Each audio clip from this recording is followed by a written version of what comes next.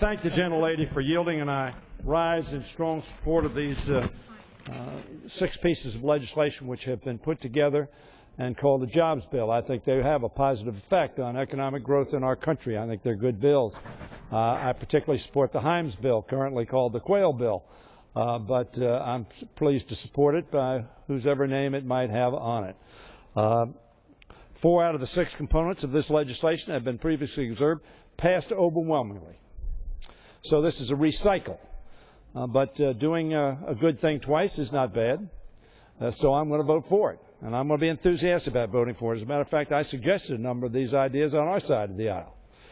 This bill makes it easier for small businesses to go public and raise the capital they need to expand and hire new workers by reducing regulatory burdens. It also raises the SEC registration thresholds for community banks, which will free up bank capital for lending to small businesses and individuals.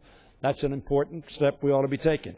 A number of my Democratic colleagues worked hard on these provisions, including, as I said earlier, Representative James Himes of Connecticut, who introduced one of these bills months and months and months ago.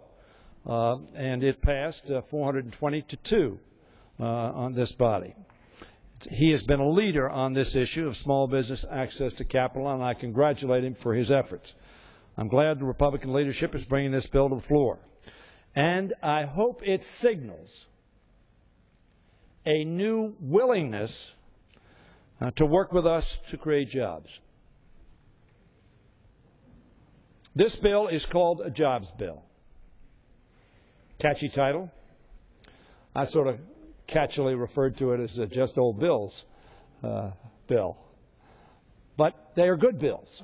And as I said, doing the good thing twice and hoping the Senate will pass, and I hope the Senate does pass all of these bills, and this bill as a package. But make no mistake about it, Madam Speaker, Madam Speaker, and America, Madam Speaker, should make no doubt about it. This is not the jobs bill America needs. Not tweaking around the edges, not pretending that we have put something together that's going to create a significant number of jobs. This will help. And in the longer term, it will create jobs. I'm for it. I think it's a positive step forward. But make no mistake about it. This is not the jobs bill that the President asked for. This is not the jobs bill that America needs. This is not the jobs bill that millions who are unemployed and can't find employment are crying out for in America. America needs a comprehensive jobs plan to help get the millions who have lost jobs and are still looking for work. This bill alone simply is not enough. We must do more. And I will tell my friend, and he is my friend from Texas, I'm prepared to work with him on a real jobs bill. This is a real jobs bill. But you and I both know it's a small bore jobs bill. That doesn't make it bad. Doesn't make it, can I have 10 additional seconds just to conclude my thought?